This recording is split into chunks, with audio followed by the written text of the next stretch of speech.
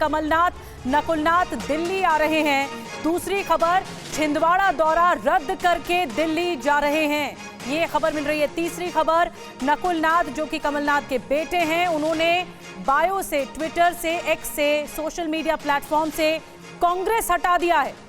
और एक और खबर जो मिल रही है, नकुल ने बायो से कांग्रेस तो हटाया ही, लेकिन एक और बड़ी खबर, एक्स पर बीजेपी ने लिखा जय श्री राम। तो संकेतों के बादल इस वक्त मंडरा रहे हैं कि क्या कमलनाथ या फिर उनके बेटे नकुलनाथ कांग्रेस का साथ छोड़कर कमल का साथ अपनाने जा रहे हैं। ये बहुत बड़ा सवाल और क्वेश्चन मार्क है। ऐसा क्या हो रहा है, क्योंकि दिल्ली का रुख किया है दोनों ने। और हमारे साथ दो सहयोगी इस वक्त जुड़ चुके हैं। शुभम गुप्ता हमारे साथ कमलनाथ के घर भोपाल से इस वक्त लाइव जुड़ रहे हैं। आनंद प्रकाश पांडे दिल्ली से हमारे साथ जुड़ रहे हैं, क्योंकि यही दो जगहें हैं जहां पर इस वक्त खलबली मची हुई है। सबसे पहले शुभम के पास चलते हैं। शुभम, क्या कमलनाथ नकुलनाथ दिल्ली के लिए रवाना हो चुके हैं? क्या खबर मिल रही है इससे जुड़ी हुई? देखिए, अभी नकुलनाथ और कमलनाथ दोनों ही छिंदवाड़ा में हैं, क्योंकि उनका 4 से 5 दिनों का छिंदवाड़ा का दौरा था। और एक महीने में हमेशा से हम देखते आए हैं कि कमलनाथ छिंदवाड़ा में रहते हैं। इस बार उनके बेटे नकुलनाथ भी साथ में हैं, मगर अचानक से ये 4 दिवसीय दौरा रद्द किया गया है और अब छिंदवाड़ा से भोपाल आएंगे कमलनाथ और नकुलनाथ, और उसके बाद सीधे स्टेट हैंगर से दिल्ली के लिए रवाना होंगे। उनके निवास की भी तस्वीरें आपको दिखा देते हैं। कोई कांग्रेस का नेता फिलहाल यहां पर नहीं पहुंचा है या किसी तरह की कोई हलचल फिलहाल नज़र नहीं आ रही है। सबसे बड़ी बात यहां पर यह है कि किसी की भी तरफ से कोई खंडन सामने नहीं आ रहा है, चाहे वो पीसीसी चीफ जीतू पटवारी हो, कांग्रेस के प्रदेश अध्यक्ष हैं, या फिर नकुलनाथ हो या कमलनाथ हो या उनके जो समर्थक हैं, कोई भी ये बात नहीं कह रहा है कि कमलनाथ जो है वो हमारे नेता हैं। कि कुल मिलाकर हलचल मची हुई है। नकुलनाथ ने एक्स अकाउंट से कांग्रेस हटाया है, ये बड़ी खबर आपके सामने। नकुल ने बायो से कांग्रेस का नाम हटा दिया। इसी को लेकर तमाम तरह के सवाल अब उठने लगे हैं कि आखिर इसके पीछे मंशा क्या है। नकुलनाथ ने, ये देखिए तस्वीरें आपके सामने उनके एक्स अकाउंट की, जहां पर बायो लिखा होता है, वहां से कांग्रेस हटा दिया। और इसी को लेकर अब सियासी हलकों में चर्चा तेज है। और देखिए, इससे जुड़ी एक और बड़ी खबर आपको बताएं। नरेंद्र सलूजा ने कमलनाथ नकुलनाथ की तस्वीर को शेयर किया है। कमलनाथ नकुलनाथ की तस्वीर के साथ लिखा है जय श्री राम। कांग्रेस से बीजेपी में शामिल हुए हैं नरेंद्र सलूजा, और उन्होंने देखिए एक्स पर इस पोस्ट को किया है।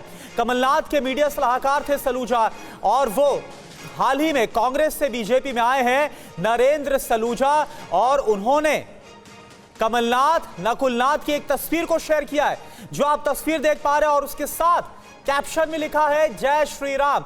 तो ये 3 तस्वीर इस वक्त हम आपको दिखा रहे हैं, और तीनों तस्वीरों के साथ ये 3 बड़ी खबर आप देखिए। एक तरफ खबर ये कि 4 दिन का जो दौरा था नकुलनाथ का छिंदवाड़ा का, उसे बीच में ही छोड़कर आज दिल्ली के लिए रवाना हो रहे हैं। आखिर इसकी वजह क्या है? और इसके साथ साथ नकुलनाथ ने अपने एक्स बायो से कांग्रेस को हटा दिया है। और तीसरी आप देखें, नरेंद्र सलूजा जो कि अभी हाल ही में कांग्रेस से बीजेपी में आए हैं, उन्होंने जय श्री राम कैप्शन के साथ नकुलनाथ और कमलनाथ की तस्वीर को शेयर किया है। और देखिए, इस वक्त हमारे साथ जो संवाददाता जुड़े उनका सीधे रुख करते हैं। कुमार विक्रांत और आनंद प्रकाश पांडे। और देखिए, नरेंद्र सलूजा जी इस वक्त खुद हमारे साथ जुड़ गए हैं। नरेंद्र सलूजा जी, एक आपने पोस्ट की है एक्स पर, और उसमें आपने नकुलनाथ और कमलनाथ उनकी फोटो लगाई है और ऊपर जय श्री राम कैप्शन लिखा है। क्या मतलब माने इसका हम? देखिए, इसका मतलब ये है कि कांग्रेस के नेतृत्व ने राम मंदिर प्राण प्रतिष्ठा समारोह का निमंत्रण ठुकरा के बहुत बड़ी गलती करी। इस देश में सभी को जय श्री राम कहना चाहिए। राम हमारी आस्था का केंद्र है, और जिस प्रकार से लगातार देश भर के कांग्रेस जन अपने नेतृत्व का विरोध कर रहे हैं, जय श्री राम कह रहे हैं, तो उस हिसाब से मेरा यही कहने का तात्पर्य है कि सभी को जय श्री राम कहना पड़ेगा, क्योंकि देश की जनता राम के साथ है, देश की जनता सनातन धर्म के साथ है। नरेंद्र जी, आपने अभी कुछ वक्त पहले कांग्रेस को अलविदा कहकर आप मीडिया सलाहकार रहे कमलनाथ के, और अब आपने बीजेपी ज्वाइन की है। क्या जो आपका ट्वीट है, आपने जो सोशल मीडिया पर कहा, क्या उसका मतलब ये है कि कमलनाथ बीजेपी ज्वाइन कर सकते हैं? मेरे ट्वीट में कहीं भी ऐसा लिखा आपने पढ़ा क्या? बीजेपी, कांग्रेस या कमलनाथ आ रहे हैं, जा रहे हैं? या कहीं कुछ में राजनीति एक शब्द नहीं है मेरे ट्वीट में। मैं प्रतिदिन जय श्री राम और भगवान को याद करता हूँ, गुरु नानक देव जी को याद करता हूँ, जय श्री राम को याद करता हूँ। तो ठीक है, तो कुल मिलाकर आप अभी पर्दा नहीं उठा रहे हैं कि इस तस्वीर के क्या मायने, लेकिन इसको लेकर चर्चा बहुत हो रही है। बहुत शुक्रिया नरेंद्र सलूजा जी हमारे साथ जुड़ने के लिए। इस बीच आनंद प्रकाश पांडे भी हमारे साथ दिल्ली से जुड़े हुए हैं। कुमार विक्रांत को भी आप तस्वीरों में देख रहे हैं। आनंद, एक तरफ तो बीजेपी का राष्ट्रीय अधिवेशन चल रहा है जिसमें 400 पार का नारा जो है उस पर रणनीति तैयार की जा रही है, दूसरी तरफ कांग्रेस हल्के में जो है इस वक्त हलचल मची हुई है। कहा जा रहा है कि बीजेपी ज्वाइन कर सकते हैं कमलनाथ और नकुलनाथ। जी देखिए, बीजेपी के मध्य प्रदेश के जो एक दो नेता हुए हैं जो यहाँ पे केंद्र में भी रहे हैं बड़े पद पे, उनसे बात हुई हमारी, तो उनका ये कहना था कि बहुत ही ज़्यादा संभावनाएं हैं कि कमलनाथ और नकुलनाथ बीजेपी में ज्वाइन कर सकते हैं, लेकिन उसको लेकर मॉडलिटीज़ क्या होगी उसको तय करने में थोड़ा वक्त लगेगा। उनका ये कहना था कि बीजेपी को किसी से परहेज नहीं है, कोई बीजेपी में आता है तो कोई स्वागत है उसका, बशर्ते उस पर गंभीर करप्शन के आरोप नहीं हो और उसका मकसद सिर्फ और सिर्फ पद ना हो, बल्कि उसका मकसद हो प्रधानमंत्री नरेंद्र मोदी का हाथ मजबूत करना और देश के विकास में अपनी भूमिका देना। साथ में उन्होंने एक बात और जोड़ी कि कमलनाथ ने तो अपनी पारी लगभग खेल ली है और उनको चिंता अपने बेटे को लेकर, और ऐसे में वो अपने बेटे का भविष्य बेहतर चाहते हैं, जो कि अगर वो बीजेपी में आते हैं तो ही संभव है। तो बीजेपी इस बात को खारिज नहीं करी। और आपको याद होगा कि जो प्रदेश के अध्यक्ष है BD शर्मा, उन्होंने कल ही कहा था कि कमलनाथ अगर बीजेपी में आते हैं तो उनका स्वागत है। तो जाहिर तौर आनंद प्रकाश पांडे आपको रोकना चाहेंगे। हाफिज अब्बास जो कि हमारे साथ जुड़े हुए हैं, कांग्रेस के प्रवक्ता हैं। हाफिज अब्बास जी, नकुलनाथ और कमलनाथ आज दिल्ली के लिए रवाना हो रहे हैं और इस बीच जो नरेंद्र सलूजा है जो अभी हाल ही में कांग्रेस से बीजेपी में आए, उन्होंने दोनों की एक फोटो को शेयर किया और ऊपर लिखा है जय श्री राम। क्या माने इसके क्या मायने निकाले जाए? बहुत ही ओछी विचारधारा और मानसिकता हो गई है शायद जो यहाँ से गए हैं बीजेपी में। जिन व्यक्ति की आप बात कर रहे हैं उन्होंने 2019 की तस्वीर को शेयर किया है। क्या राजनीति में हम लोग एक दूसरे से नहीं मिलते हैं? 2019 में जब मुलाकात की, जब मुख्यमंत्री थे कमलनाथ जी और मध्य प्रदेश के लिए फंड्स लेने के लिए गए थे, मध्य प्रदेश के लिए विकास की बात करने गए, तब की तस्वीर थी। कमलनाथ जी हमारे लिए फादर फिगर हैं, पिता तुल्य हैं। कमलनाथ जी बीजेपी के लिए बहुत बड़ी मुसीबत है और बीजेपी शिवराज सिंह चौहान जी से ध्यान को हटाने के लिए इस तरह के दुष्प्रचार कर रही है। कमलनाथ जी का घर है दिल्ली में, कमलनाथ जी ने खुद बोला ये बात। कमलनाथ जी का दिल्ली जाते आते नहीं है, कमलनाथ जी बहुत बार दिल्ली जाते हैं। इसको इस एंगल से देख लेना, पुरानी तस्वीरों को डालना, ये दुष्प्रचार है और कुछ नहीं है, मैं इतना कहूंगा। जी, लेकिन हाफिज अब्बास जी ऐसा क्या हो गया कि नकुलनाथ का जो छिंदवाड़ा दौरा था 4 दिन का, बीच में ही छोड़कर आज दिल्ली के लिए रवाना हो रहे हैं अचानक से? क्या हो गया ऐसा? देखिए, अब ये चीज तो वो बता सकते हैं खुद, लेकिन सबसे बड़ा विषय होता है, ऐसा कोई पहली बार तो नहीं हुआ है। कोई काम ऐसे आते हैं कि व्यक्ति को जाना पड़ता है, कोई दौरे, ये ऐसे दौरे तो नहीं होते हैं कि विधानसभा का सत्र हो। तो मुझे लगता है कि इसको हम बहुत ज्यादा दुष्प्रचार की तरफ ले रहे हैं और कुछ नहीं है, ये सिर्फ और सिर्फ बीजेपी का दुष्प्रचार है। ठीक है हाफिज अब्बास साहब, शुक्रिया बातचीत करने के लिए। और आपने नरेंद्र सलूजा पर ही सवाल उठा दिए जिन्होंने ये पोस्ट की है तस्वीर। बहरहाल एक और बड़ी खबर कमलनाथ को लेकर दिग्विजय सिंह का बयान सामने आया है। बीजेपी में जाने की खबर को खारिज कर दिया दिग्विजय सिंह ने। बीजेपी में जाने की उम्मीद भी न करें, ये कहा है दिग्विजय सिंह ने। नेहरू परिवार के साथ मिलकर कमलनाथ ने लड़ाई लड़ी है, लंबी लड़ाई लड़ी है। जो डर रहे हैं, बिक रहे हैं, जो जा रहे हैं, ये तमाम अटकलों को ही खारिज कर दिया दिग्विजय सिंह ने। मेरी कल रात को कमलनाथ जी से बातचीत 10:30-11 बजे हुई है। वो छिंदवाड़ा में है और जिस व्यक्ति ने अपने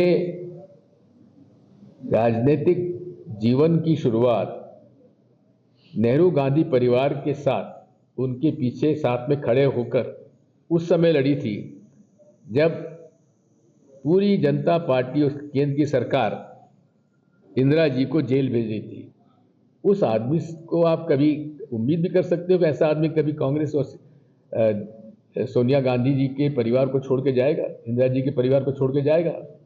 आपको उम्मीद भी नहीं करना चाहिए।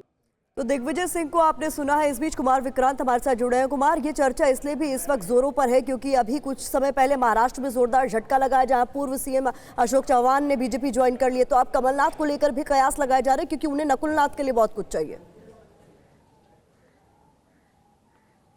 जी देखिए, ये अहम बात है जो दिग्विजय सिंह ने कहा कि कमलनाथ का रिश्ता बहुत पुराना है। कमलनाथ सोनिया गांधी के बहुत करीबी रहे हैं, कमलनाथ इंदिरा गांधी के साथ रहे हैं, लेकिन नकुलनाथ का क्या? देखिए, नकुलनाथ का उस तरीके का जो बॉन्ड है वो गांधी फैमिली के साथ नहीं है या कांग्रेस पार्टी के साथ नहीं है। और जो सूत्र ये भी बताते हैं कि कमलनाथ को अपनी चिंता नहीं है, लेकिन नकुलनाथ का जो दबाव है वो कमलनाथ पर है कि नकुलनाथ का भविष्य क्या, उनका भविष्य क्या होगा आने वाले वक्त में। इसी के चलते आप देखिए कि जब कमलनाथ को लेकर के खबरें आई कि वो पार्टी छोड़ सकते हैं, उन्होंने तुरंत ट्विटर पर आकर लिखा कि मैं कांग्रेस के साथ बीजेपी की विचारधारा से लड़ूंगा। और उन्होंने 15 फरवरी को यानी परसों भी ट्वीट किया कि तानाशाही सरकार चल रही है मध्य प्रदेश में, उसके खिलाफ मैं लड़ूंगा। तो 15 फरवरी तक कमलनाथ ये कह रहे थे, लेकिन लगातार जिस तरीके से राज्यसभा की सीट उन्होंने सोनिया गांधी से मिलकर के मांगी थी और उसके बाद राहुल गांधी की जो पसंद थे अरुण यादव या मीनाक्षी नटराजन, उसको दरकिनार कर सोनिया ने बीच का रास्ता निकालते हुए अशोक यादव को दिया। लेकिन उससे कहीं ना कहीं एक कशिश, एक टीस कमलनाथ के मन में जरूर है। लेकिन हालांकि कांग्रेस के जो प्रभारी हैं जितेंद्र सिंह, उनसे हमारी कुछ देर पहले बात हुई, उन्होंने कहा कि कमलनाथ जी से मेरी लगातार बात हो रही है, मुझे नहीं लगता कि वो हमको छोड़ करके जाएंगे। लेकिन सियासत है, जो जाने वाला होता है वो बताता नहीं है। बताया जा रहा है कि दिल्ली आ सकते हैं, तो क्या काम के लिए दिल्ली आ रहे हैं? अभी इस बीच दिल्ली की तस्वीरें बहुत महत्वपूर्ण हो जाती है। कुमार, मैं आपको रोकना चाहूंगी। विश्वास प्रस्ताव पेश किया गया था अरविंद केजरीवाल की तरफ से और उसी पर विधानसभा से ये तस्वीरें, और ये सारे काम पंजाब में भी हो रहे हैं। पंजाब में दिल्ली से ज्यादा मोहल्ला क्लिनिक, दिल्ली में तो 540 मोहल्ला क्लिनिक बने हैं, पंजाब में 800 से ज्यादा मोहल्ला क्लिनिक 1 साल के अंदर बन गए। महिलाओं के लिए फ्री बस यात्रा कर दी इन्होंने, इतना विरोध किया, लेकिन सारी महिलाएं तो हमारे साथ ही हैं। दिल्ली के अंदर पानी कोने कोने के अंदर पहुंचा दिया, घरों में पानी नहीं आता, कोने कोने के अंदर पहुंचा दिया, पानी फ्री कर दिया। कच्ची कॉलोनियों को लेके इन्होंने सबसे ज्यादा राजनीति की, अगर काम किया तो हमने किया। दिल्ली की कच्ची कॉलोनियों के अंदर सड़क बनाने का, पानी की लाइनें बिछाने का हमने, सीवर की लाइनें बिछाने का हमने काम किया। पंजाब अभी 2 साल हुए हमें आए हुए, पंजाब के अंदर इस वक्त एक बहुत बड़ी क्रांति आ रही है। गांव-गांव के अंदर इरिगेशन, सिंचाई का पानी पहुंच गया। गांव-गांव के अंदर जहां पहले पानी नहीं मिलता था, अब गांव-गांव के अंदर सिंचाई का पानी पहुंच गया। हमसे सीख लो, हमें सारे काम करने आते हैं, हमसे भी नहीं सीखोगे और काम भी नहीं करने दोगे। अभी delivery of free services, door step delivery of free services, आपको दफ्तर जाने की जरूरत नहीं है, फोन करो और आपके घर आके सरकार काम करेगी। दिल्ली में भी लागू हो गया, पंजाब में भी लागू हो गया। इन्होंने दिल्ली के अंदर हमें door step delivery of ration नहीं करने दी, घर घर हम राशन पहुंचाना चाहते थे, इन्होंने दिल्ली में नहीं करने दी, हमने पंजाब में जाके लागू कर दी। अभी 10 दिन पहले मैं उद्घाटन करके आया हूं पंजाब। हम लोग व्यवस्था बदल रहे हैं, बहुत बड़ा काम कर रहे हैं। और अब मैं आपको बताता हूं जो एक दर्दनाक कहानी है कि इन लोगों ने किस तरह से ये सारे काम रोक, जब इन्होंने देखा कि जो काम केजरीवाल कर रहा है ये काम तो हमसे होते नहीं, ना हमसे स्कूल बनते, ना हमसे अस्पताल बनते, ना हमसे बिजली का काम होता, ना हमसे पानी का काम होता, ना हमसे सिंचाई का काम होता, ना हमसे दलाल खत्म, हमसे और ना हमारी इच्छा। अभी को पैसे कमाने हैं इन्होंने, तो जब इन्होंने देखा ये काम नहीं तो इन्होंने काम। और देखिए, एक बड़ी खबर आ रही है, दिल्ली में बड़ा रेल हादसा हुआ है। मालगाड़ी के डिब्बे पटरी से उतर गए हैं, करीब 10 डिब्बे पटरी से उतरे हैं। जखीरा फ्लाईओवर के पास ये दुर्घटना हुई है, किसी के हताहत होने की खबर नहीं है। ये तस्वीर हम आपको दिखा रहे हैं, ये देखिए, ये बड़ा हादसा जो कि दिल्ली में हुआ है। मालगाड़ी के 10 डिब्बे हैं पटरी से उतरा और पूरा वीडियो कैमरे में कैप्चर भी हुआ। जो इस वक्त आपको हम दिखा रहे हैं, मालगाड़ी के 10 डिब्बे हैं जो पटरी से उतरे हैं। बताया जा रहा है कि जखीरा फ्लाईओवर के पास ये हादसा हुआ है, ये दुर्घटना हुई है।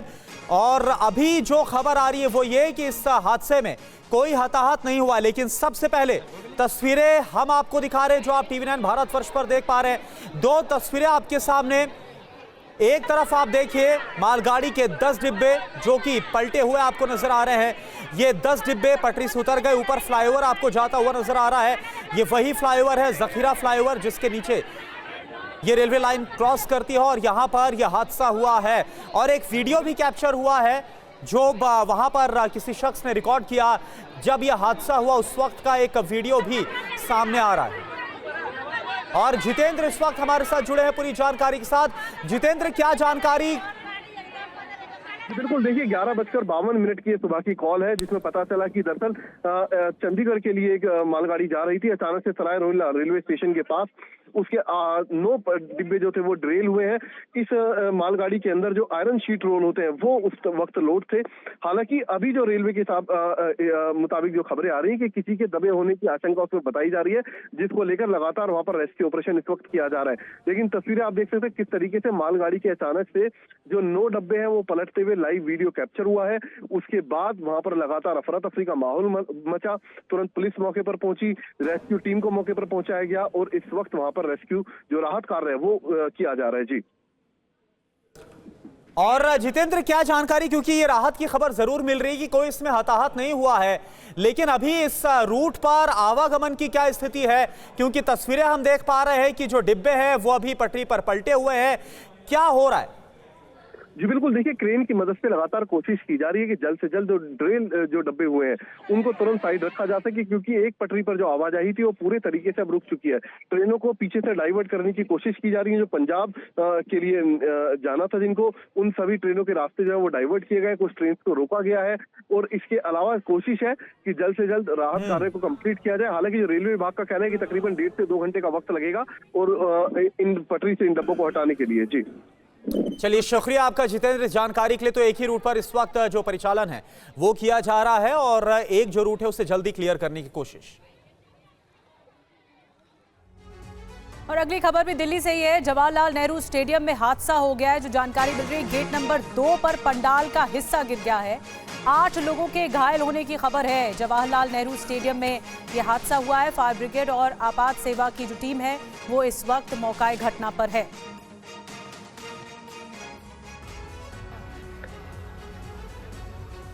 दिल्ली के जवाहरलाल नेहरू स्टेडियम में सुबह सुबह बड़ा हादसा हो गया।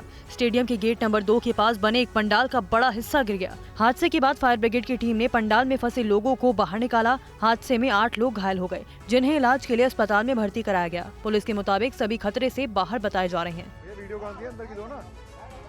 लाल Bahadur Shastri hospital medical team, CATS ambulance जो कि यहाँ पर पंडाल गिरा है उसकी मदद से यहाँ जो लोग फंसे हुए थे उनको हॉस्पिटल में एडमिट कराया गया है। कितने लोगों को? 10 से 12 लोगों को फिलहाल कैट्स एम्बुलेंस की मदद से उनको भर्ती कराया गया है। कितने लोग अंदर होंगे? कितना बड़ा अभी संभावना नहीं कि अंदर कितने और फंसे हुए हैं, क्योंकि यहाँ पर रेस्क्यू जारी है।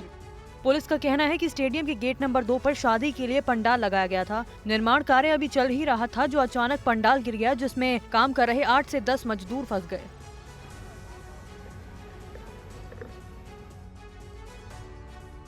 राजधानी दिल्ली में अपराधियों के हौसले बुलंद दिख रहे हैं। यमुना विहार से एक सीसीटीवी फुटेज सामने आया है जिसमें बेखौफ बदमाश खुलेआम फायरिंग करते हुए दिख रहे हैं। दिल्ली के भजनपुरा एरिया के यमुना विहार इलाके की घटना का सीसीटीवी वीडियो सामने आया है। वीडियो में 2 बदमाश एक मकान पर ताबड़तोड़ फायरिंग करते नजर आ रहे हैं। फायरिंग के बाद दोनों स्कूटी सवार फरार हो गए। घटना 15 फरवरी रात की है। स्कूटी सवार 2 लड़कों ने घर के अंदर और बाहर कई राउंड फायरिंग की थी। हालांकि इस घटना में कोई घायल नहीं हुआ है। घटना के बाद पुलिस मौके पर पहुंची और उन्होंने कई खाली खोखे और 7.65 mm का एक जिंदा कारतूस बरामद किया है। शिकायतकर्ता हसनुद्दीन सिद्दीकी ने पुलिस को बताया 2 लड़के स्कूटर पर आए और उनके घर के बाहर कई राउंड फायरिंग की। दिल्ली पुलिस सुराग के लिए शिकायतकर्ता से पूछताछ कर रही है। हसनुद्दीन सिद्दीकी करोल बाग में टैंक रोड पर एक कपड़े की दुकान के मालिक हैं। राजधानी में बदमाश बेखौफ हैं। ये पहली बार नहीं है जब ऐसी घटना सामने आई है और पिछले साल नवंबर में इसी तरह की घटना में कन्हैया नगर मेट्रो स्टेशन के पास गोलियां चलाई गई थी। घायल व्यक्ति की पहचान महादेव के रूप में हुई थी। उसका आपराधिक इतिहास था। उसके खिलाफ पहले भी 3 मामले दर्ज थे। और चलिए अब बात करते हैं बीजेपी के राष्ट्रीय अधिवेशन की। दिल्ली में आज से बीजेपी का राष्ट्रीय महाधिवेशन शुरू हो रहा है। भारत मंडपम में 2 दिनों का ये महाधिवेशन है और इस महाधिवेशन में कल पीएम मोदी जीत का मंत्र देंगे। लोकसभा चुनाव से पहले बीजेपी की ये बहुत बड़ी तैयारी, क्योंकि बीजेपी ने इस बार 400 पार का जो नारा है वो एनडीए के लिए दिया हुआ है। भारतीय जनता पार्टी के अधिवेशन की शुरुआत आज दोपहर 3 बजे जेपी नड्डा करेंगे। बैठक में 2 प्रस्ताव लाए जाएंगे। साथ ही साथ राम मंदिर, महिला आरक्षण, किसान और युवाओं के लिए काम पर भी चर्चा होने की संभावना है। बीजेपी के इस अधिवेशन में 11,500 नेता हिस्सा लेंगे। अधिवेशन में प्रधानमंत्री मोदी और केंद्र सरकार के सभी मंत्रियों के अलावा बीजेपी के सभी राष्ट्रीय पदाधिकारी, बीजेपी शासित राज्यों के सभी मुख्यमंत्री और उप मुख्यमंत्री, सभी सांसद और विधायक शामिल होंगे। लोकसभा चुनाव में प्रधानमंत्री मोदी ने पार्टी के लिए 370 सीट जीतने और एनडीए गठबंधन के लिए 400 से ज्यादा सीट जीतने का लक्ष्य तय किया है। अधिवेशन का समापन प्रधानमंत्री मोदी के संबोधन से होगा। लोकसभा चुनाव से पहले बीजेपी का मंथन हो रहा है। 2047 तक विकसित भारत का रखा जाएगा ब्लूप्रिंट। अधिवेशन में 11,500 नेता शामिल होंगे। अधिवेशन में कुल 2 प्रस्ताव लाए जाएंगे। कल शाम 4 बजे अधिवेशन का समापन प्रधानमंत्री मोदी के संबोधन से होगा। प्रधानमंत्री मोदी ने बीजेपी के लिए 370 प्लस सीटें और बीजेपी के नेतृत्व वाले एनडीए के लिए 400 पार सीटें हासिल करने का महत्वाकांक्षी लक्ष्य रखा है। और इस बीच बता दें कि बीजेपी राष्ट्रीय पदाधिकारियों की बैठक जारी है। प्रधानमंत्री मोदी, जेपी नड्डा समेत कई नेता इसमें शामिल हुए हैं। भारत मंडपम में ये बैठक चल रही है। पार्टी पदाधिकारियों की बैठक चल रही है।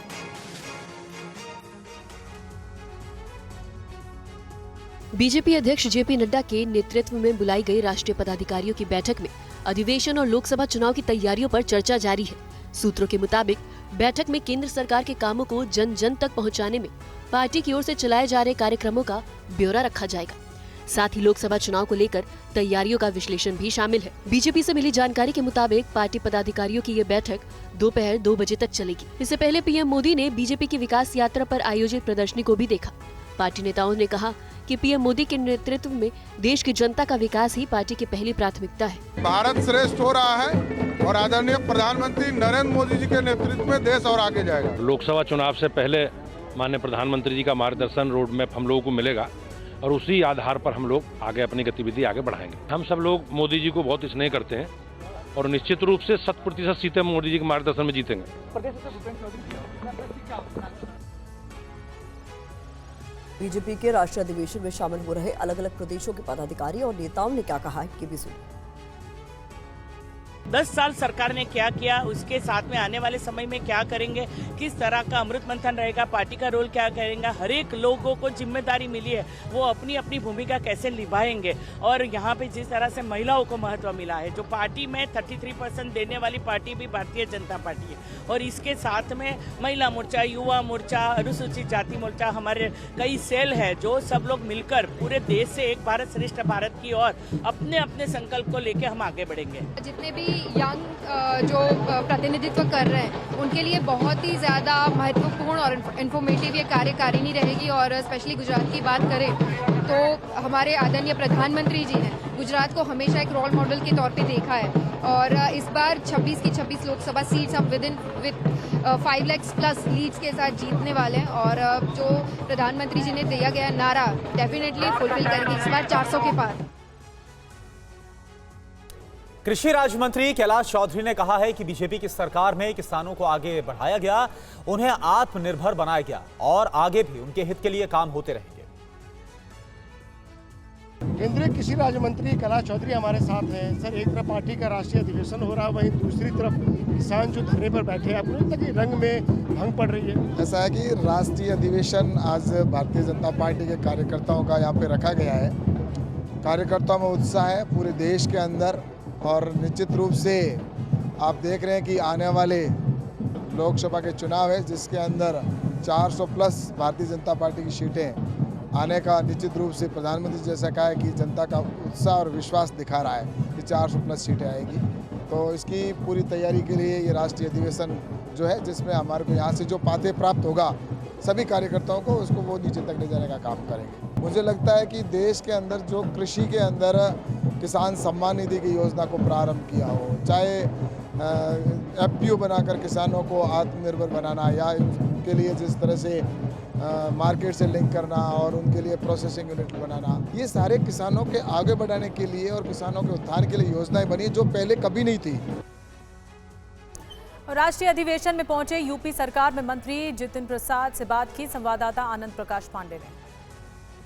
जितिन प्रसाद हमारे साथ हैं। 11,000 से ज्यादा यहाँ पे डेलीगेट्स को बुलाया गया है। हाँ। और प्रधानमंत्री ने टारगेट रख दिया है 400 का। बिल्कुल। तो कैसे पूरा होगा? प्रधानमंत्री जी का संदेश और उनका जो परिश्रम 10 साल का जो ट्रैक रिकॉर्ड है वो सबके सामने है और आज यहाँ जो समागम है आप देख रहे हैं, प्रधानमंत्री जी का संदेश दिया जाएगा, आने वाले 5 सालों की रूपरेखा और रोड मैप पर चर्चा होगी। आप देखिएगा पूरे देश का जो माहौल है, हम तो भ्रमण करके आ रहे हैं उत्तर प्रदेश में, तो मैं कह सकता हूँ कि 80 में से 80 सीटें।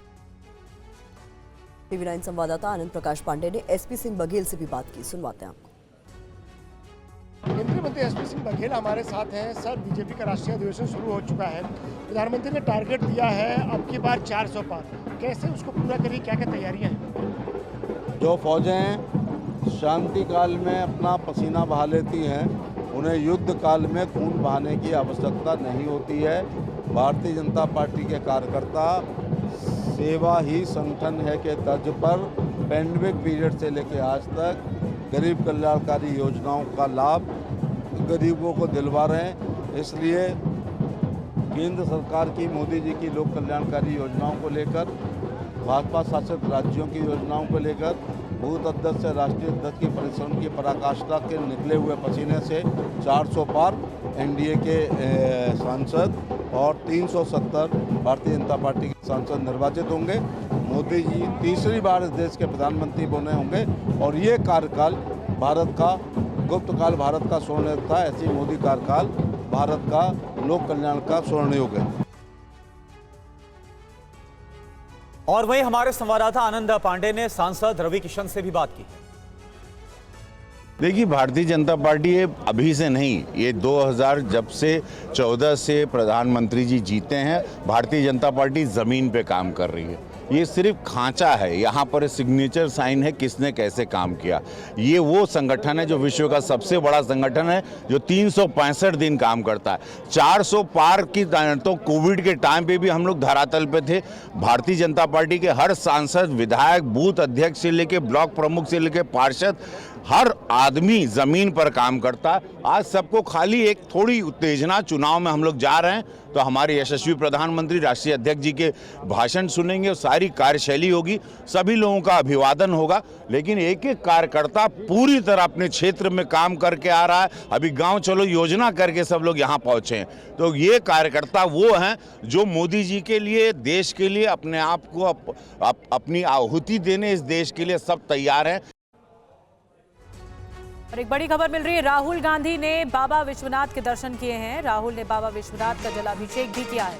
भारत मोहब्बत का देश है, नफरत का नहीं, ये कहना है राहुल गांधी का।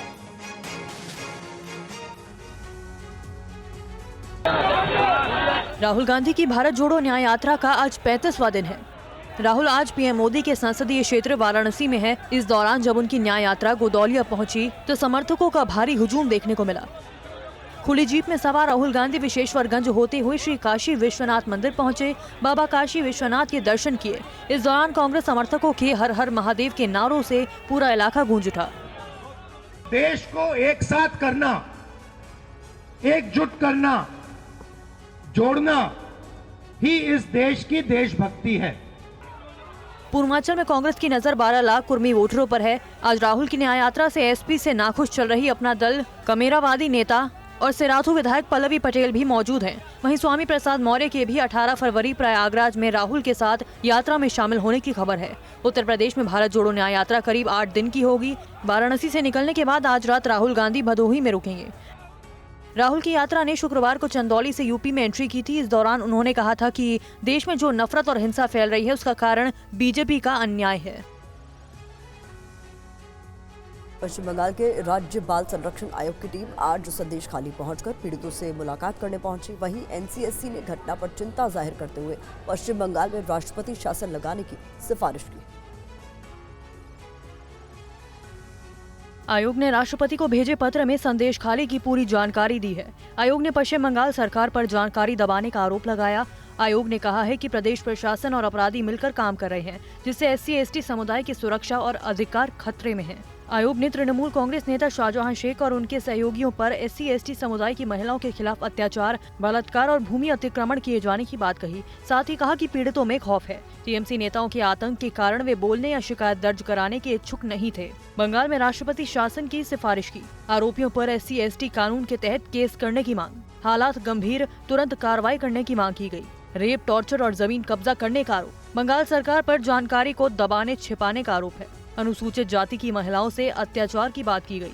शाहजहां की पुलिस से मिली भगत के आरोप है। जांच में ममता सरकार से मदद नहीं मिलने का आरोप। आयोग ने SC/ST की सुरक्षा और संवैधानिक अधिकार सुनिश्चित करने की अपील करते हुए पश्चिम बंगाल में राष्ट्रपति शासन की सिफारिश की है। राष्ट्रीय अनुसूचित जाति आयोग की रिपोर्ट पर बीजेपी के नेता मनोज तिवारी ने पश्चिम बंगाल सरकार पर हमला बोला। उन्होंने कहा कि सीएम को पद पर बने रहने का नैतिक अधिकार नहीं। अभी जो घटना घटी है उसने मानवता को हिला दिया है। मैं समझता हूं ऐसी सरकार का पश्चिम बंगाल की जनता के प्रति जो रवैया है उसको देखते हुए हम मानते हैं कि पश्चिम बंगाल की ममता दीदी सरकार को अपने पद पे बने रहने का नैतिक अधिकार नहीं रह गया है। लोग चित्कार कर रहे हैं, अपराधी निरंकुश होकर अपराध कर रहे हैं। मैं समझता हूं इस समय माननीय सुप्रीम कोर्ट को संज्ञान लेना चाहिए और ऐसी सरकार जो जनता की ऐसे बलात्कार हत्याएं करने में लगी हो इसको बर्खास्त किया जाना चाहिए। राष्ट्रपति शासन और माननीय सुप्रीम कोर्ट का संज्ञान दोनों एक तरह का एक ऐसा कदम है जो पश्चिम बंगाल सरकार के खिलाफ उठना ही चाहिए।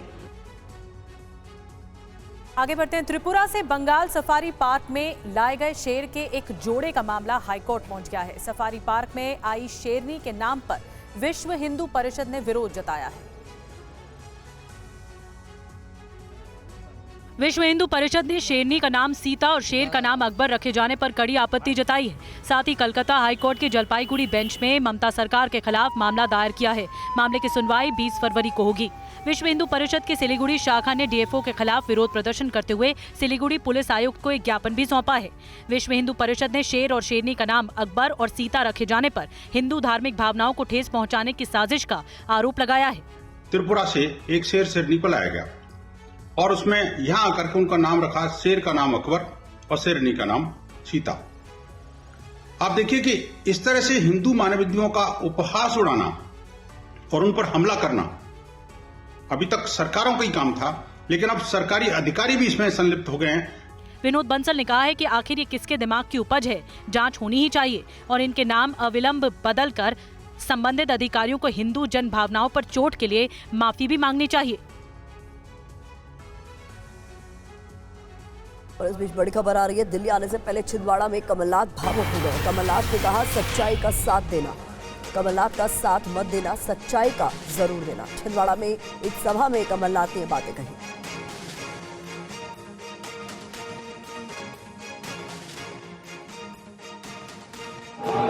यही निवेदन करना है कि आप सच्चाई का साथ दो,